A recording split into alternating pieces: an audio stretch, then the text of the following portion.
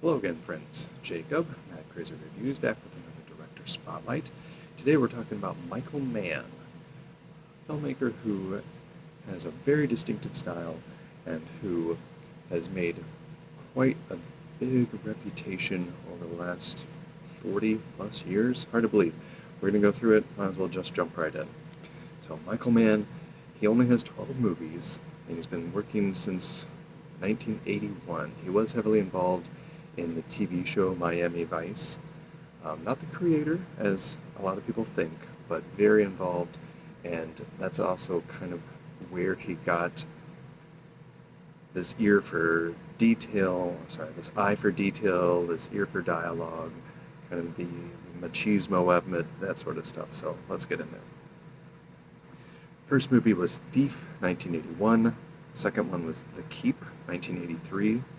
Then Manhunter, 1986. The Last of the Mohicans, 1992. Heat, 1995. The Insider, 1999. Ali, 2001. Collateral, 2004. Miami Vice, 2006. Public Enemies, 2009. Black Cat, 2015. And Ferrari, 2023. Like I said, only 12 movies, 42 years. I think he's kind of essentially retired. His last project, as far as I know, was a novel sequel to Heat. And basically a novel because so much time had passed that the actors are much older. There's only one major character who's living at the end of that movie. So anyway, let's go through. The thing about Michael Mann, at least the thing I think about, is probably his 80s and 90s movies, and I'd say that's probably true of most people who are into film and into his career. I know he made a name for himself with the Miami Vice TV show. That's kind of how he got the clout to be able to make a movie in the first place. And Miami Vice, famously kind of cheesy, but also did a lot with television and like the TV cop show that hadn't really been done at that time. It was a little bit more detail-oriented, a little bit more realistic, even as silly as it might have been. And he was trying to do things like with the music and the casting and trying to keep it kind of grounded in something that seemed realistic at least. And that's, I think, the major running thread throughout his work. In addition to coffee. Everyone loves coffee in a Michael Mann movie. Thief was kind of inspired, it sounds like, by interest in like real life jewel thieves. It's kind of an awkward way to put it, but he worked with some actual people who'd been arrested and who were imprisoned for stealing and wanted it to be as realistic as possible. And so that eye for detail is there right away in that first movie. There's some other stuff which hasn't dated very well, especially with like the adoption agency subplot, but the attention to detail, that focus on like the man who works alone, that kind of stuff, these are running themes that are going to show up again and again, and it's there right in the first movie. The Keep, I could not find anywhere. I suppose I could have tried to shell out some money on eBay or something. There's only one DVD version that exists. It was made, I think, sometime in the early 2000s, but otherwise it's been basically a forgotten film, and it sounds like Mann himself is okay with that. It's kind of, from what I understand, a very cheesy fantasy movie, which I guess was inspired by a book, and famously altered and a lot of things cut. It sounds like not much went well during the production, so I think he is perfectly fine for it to never really see the light of day. Manhunter is fantastic. If you haven't seen this movie, it's the first time Hannibal Lecter shows up in a movie, not The Silence of the Lambs, but Manhunter, and played by Brian Cox. And more of a supporting role than what Anthony Hopkins did with his version of the character. But it's such a good movie. It's so interesting. It's so unusual for this kind of like crime thriller, but it's really, really good. You should definitely check it out if you haven't already.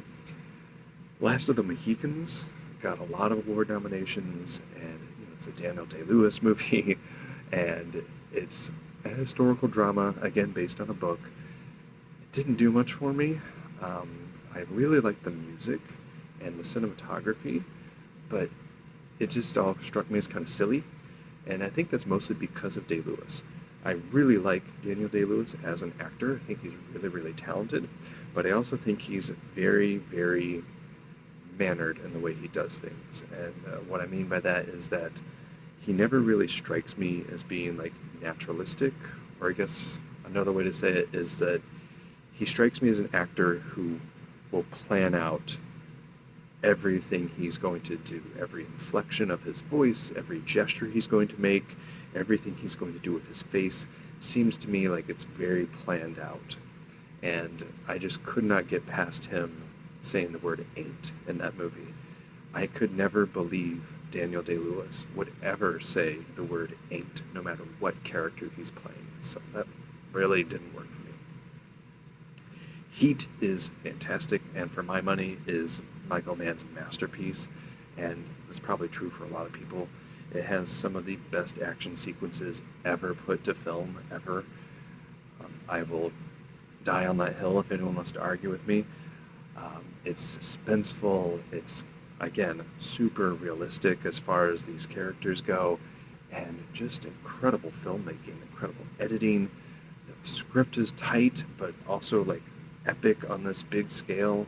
It's a fantastic movie. You have to see it if you haven't seen it. The Insider is a good movie, inspired by true events, and carries a lot of the baggage of that claim.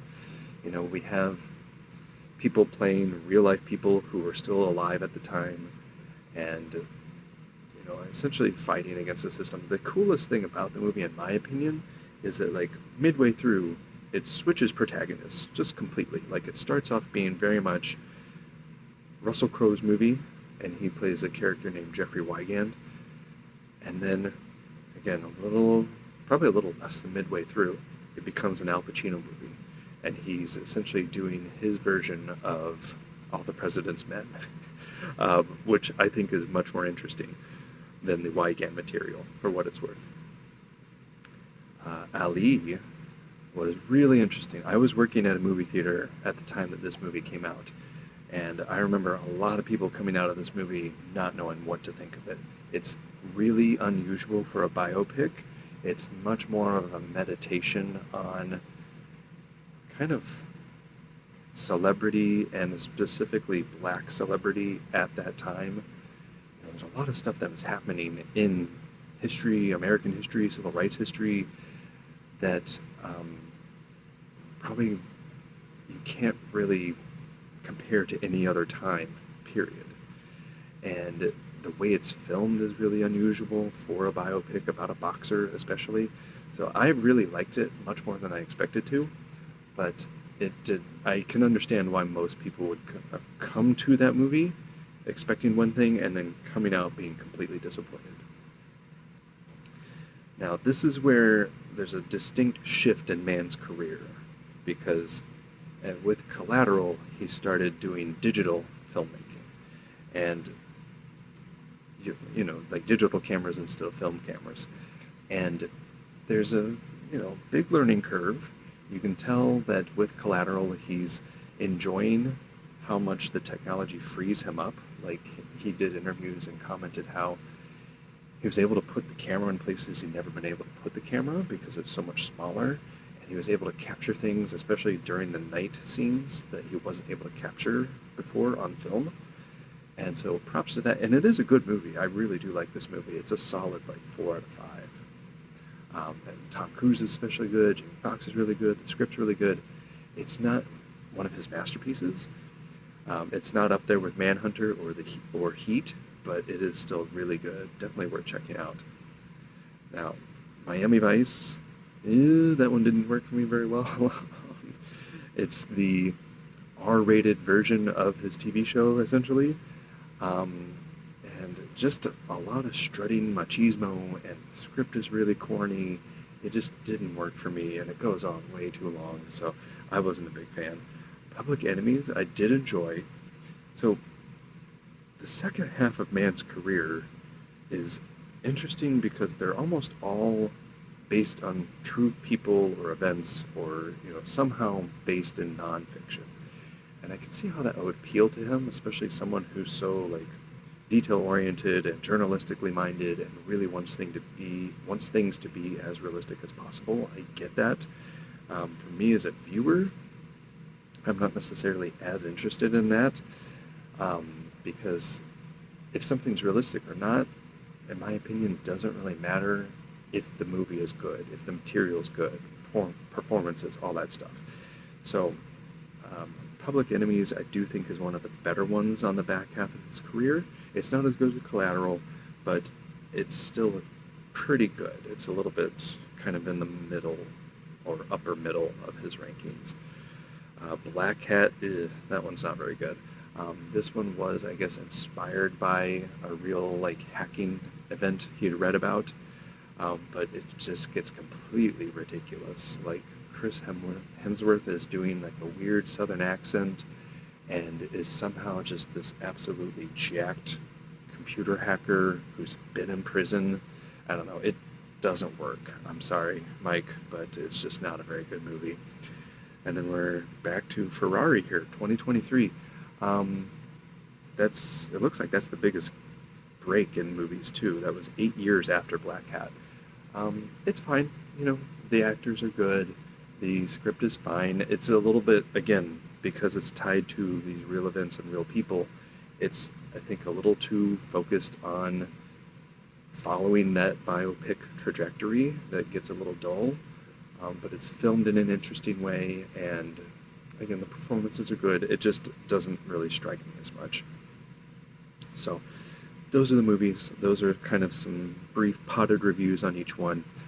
Now, Mann himself, I think, is a pretty interesting filmmaker.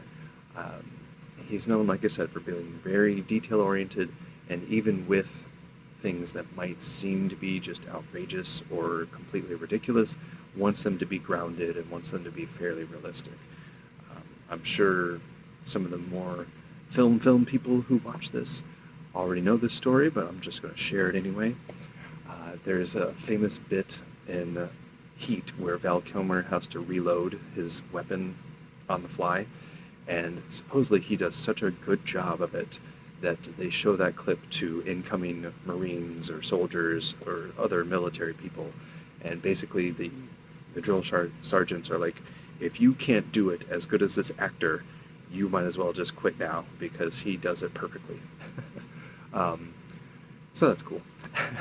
But also, the other thing about Michael Mann is he really likes kind of unusual music he really likes kind of spacey, dreamy rock music.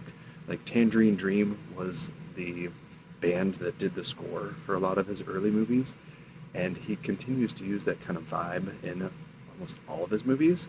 They very rarely have a typical score. Last of the Mohicans, I do like that music a lot. I do think it's a very good score. It's the most normal orchestral score of any of his movies, at least as far as I can remember.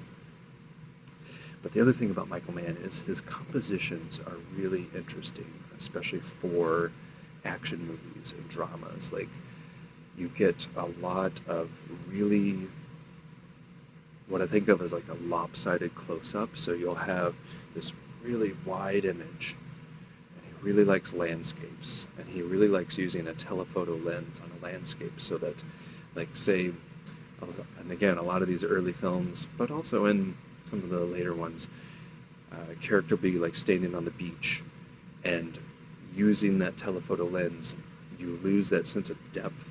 So it's like the horizon, the sky, the line from the beach, everything blends in so that this one line straight down, and then you've got like a silhouette of the character there. It's really evocative, really interesting, really powerful. And then, like I said, those lopsided close-ups, what I mean there is, like, again, you've got this super wide image, and then, like, actor's face, or even part of an actor's face, not even necessarily, like, your traditional thirds, but, like, really in there close, and then the rest of the frame is just empty. It's really interesting, and not the normal way people do close-ups. But again, it just works, and it's a nice, distinctive way to mark yourself as a filmmaker. Anyway, he's had kind of an uneven career, especially in the second half, but there's still some really good stuff there, and there's some great stuff early on, especially if you like crime movies or action movies. You gotta check it out. Watch Manhunter and Heat for sure. Thief is still really good, even with some of the weaker, outdated things. And then other than that, like I really liked Ali, The Insider's good. They're all pretty good other than like Black Hat and Miami Vice. I think those are the two worst ones. The other ones are good, very good, or fantastic. So you could do a lot worse than checking out Michael Mann's filmography. And we're going to go ahead and wrap up. Again, we've been talking about Michael Mann, Director Spotlight. I'm Jacob at Crazy Reviews. Thanks for watching. Please share, like, subscribe, do all that stuff on YouTube, Instagram. Doesn't really matter for this, but Substack for some written book reviews. What else do we got? Spotify, we're on TikTok these days. I'm all over the place, so check it out. I appreciate your time, I appreciate your attention. Thanks for stopping by.